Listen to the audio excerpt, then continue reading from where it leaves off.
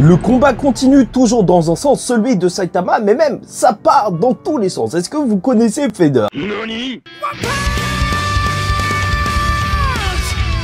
Mesdames et messieurs, ici Chage et on se retrouve aujourd'hui pour la review du chapitre 180 de One Punch Man, au milieu de quelque chose, avec une cover sur Metal Bat. Oui, ça y est, c'est enfin la fin de la malédiction des covers de Tatsumaki et Fubuki. Merci Murata. Purée, enfin, je commençais vraiment à en avoir marre. Vous le savez bien. Et donc, voilà, dès le début, on t'apprend et ce chapitre va te montrer que le combat va traverser toutes les catégories de héros. Oui, tout le monde va se rendre compte de ce combat juste énorme qui est en train d'avoir lieu. Bien sûr, parce que Tatsumaki, elle croit être en train de sauver sa sœur d'un vieux chauve bizarroïde, alors que lui, au fond, il veut juste partir. Et voilà, bien sûr, ses pouvoirs vont éclater les vêtements de Saitama, et je sais pas pourquoi sur les forums et compagnie, je vois beaucoup de personnes parler de ça. Je sais pas si le Saitama tout nu face à Garou leur a montré une forme trop puissante et que tout le monde a juste envie de revoir la forme tout nue de Saitama.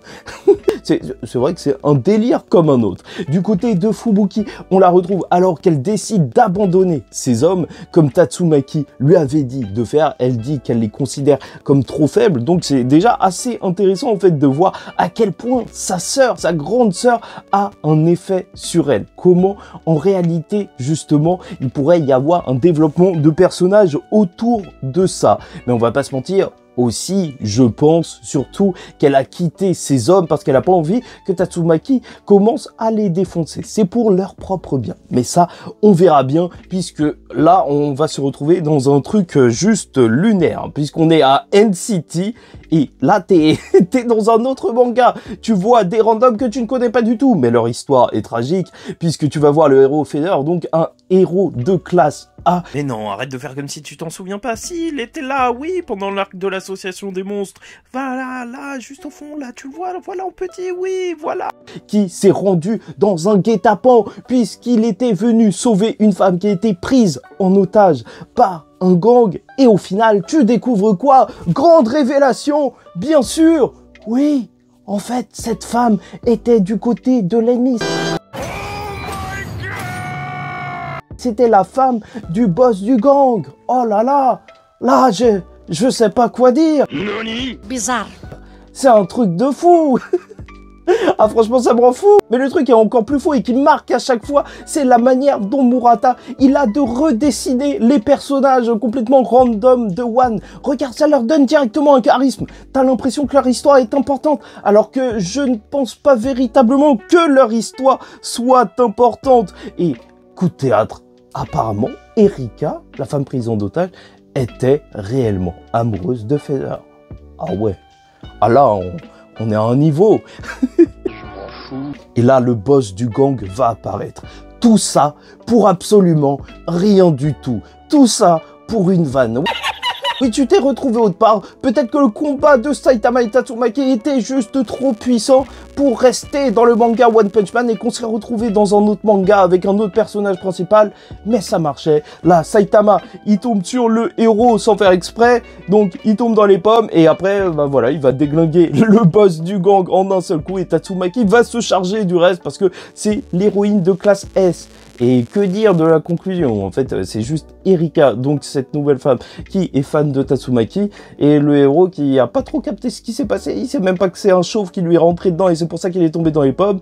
Mais voilà, tout est bien qui finit bien. Je sais pas où on était. Franchement, je sais pas. Et c'est ça qui est juste génial avec One et Murata, c'est que dans One Punch Man, ils se permettent tout. Ils se permettent d'utiliser leur chapitre qu'il y a toutes les 2 semaines pour faire un tiers juste sur un personnage complètement random pour une vieille vanne. Et ça, je trouve ça juste génial. Bien évidemment, et j'ai hâte de revoir ce héros. Bon, non, en fait, je mens. Bien sûr que je mens, parce qu'en tant que fan de One Punch Man, je suis fan de ce héros. Non, de cet homme. Vous savez de qui je parle. D'ailleurs, n'hésitez pas à liker ou disliker la vidéo, commenter, donner votre avis en commentaire et vous abonner parce que toutes les 2 semaines, on parle des chapitres de One Punch Man, qu'ils soient comiques ou épiques. Et en parlant de pique, la transition est vraiment nulle. On se retrouve à H-City où un énorme monstre hérisson est là. La ville est évacuée. Enfin, l'est de la ville, il y a plein de gens qui sont en train de courir. Ça y est, c'est peut-être la fin du monde. Une menace qui est de rang dragon. Oui. Et bon, c'est pas mal de nous montrer des civils qui attendent un héros et un héros qui même essaye de courir jusqu'à la ville, parce que juste avant, lors des précédents chapitres, on nous montrait que la ville des riches, par contre, elle a tous les héros qui habitent là-bas. Oui, bah oui, l'argent fait tout. Comme d'habitude, avec One, on a encore ces méchants clichés. À 2 doigts, je m'attendais à ce qu'il raconte son histoire. Comme quoi, ouais, les humains ont trop pollué la Terre. Et maintenant, il est temps de la venger pour la nature. Mère Nature m'a envoyé ses pouvoirs. Et... tout ça pour qu'on voit que Metal Bat se dirige en tant que héros de classe S pour sauver la population. Il court et en plus en tant que vrai héros, il a des dilemmes parce qu'il a abandonné son chat qui doit accoucher très bientôt. Je sais pas si c'est un vrai dilemme. Et alors qu'il est là face à ce surpuissant monstre, alors il va juste exploser. Il va juste exploser avec Saitama et Tatsumaki qui passent à travers. Ok. Ok, c'est vraiment le chapitre, tu vois que tout le monde est un petit peu choqué, mais voilà, il se pose pas trop de questions, il a un petit peu la haine, on l'a appelé pour rien, qu'est-ce qui s'est passé, on lui a volé son ennemi, mais il doit aller voir ses chats, et c'est sur ça que ce chapitre un petit peu lunaire va se terminer. Après, sait-on jamais, ça se trouve que maintenant, un autre héros de classe S a remarqué Saitama, on y est peut-être de plus en plus à la reconnaissance de Saitama, oui, le chauve capé.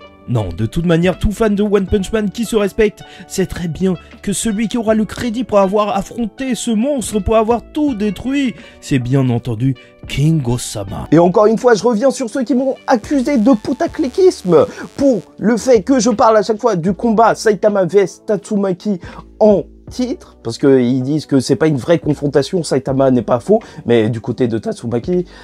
là, quand même, on voyait traverser des cinquantaines de buildings, et en plus, dans un monstre de niveau dragon. Je pense que si elle voulait pas lui faire du mal, c'est un petit peu chaud, c'est un petit peu raté. Je pense qu'il y a volonté de tuer. Très clairement, il y a volonté de tuer. Et attendons le prochain chapitre tournant, parce qu'à force, Saitama, je pense que ça va l'énerver de passer à côté des immeubles. Surtout que je te rappelle, tout ce combat a commencé parce qu'il voulait pas que la ville se fasse péter par Tatsumaki. Au final, il l'a fait sortir et ça pète tout dehors, c'est tout. Mais pourquoi ce chapitre? Au-delà du côté humoristique qu'il y a à traverser plein d'histoires, ça nous montre surtout que Saitama et même Tatsumaki sont à un autre niveau. En fait, à un niveau où tout ce qui se passe autour d'eux n'a absolument aucun sens. On s'en fiche totalement. Et ils restent des héros parce que ça reste un combat héroïque en sauvant les gens, même si ils le font pas exprès. Voilà, ils sont là pour ça, ils le font. Ils se battent. Quoi qu'il arrive, ça donne des interactions marrantes avec leur environnement. Mais surtout, ça nous montre que ce qui est autour d'eux ne les touche pas du tout, car ils sont juste beaucoup trop puissants.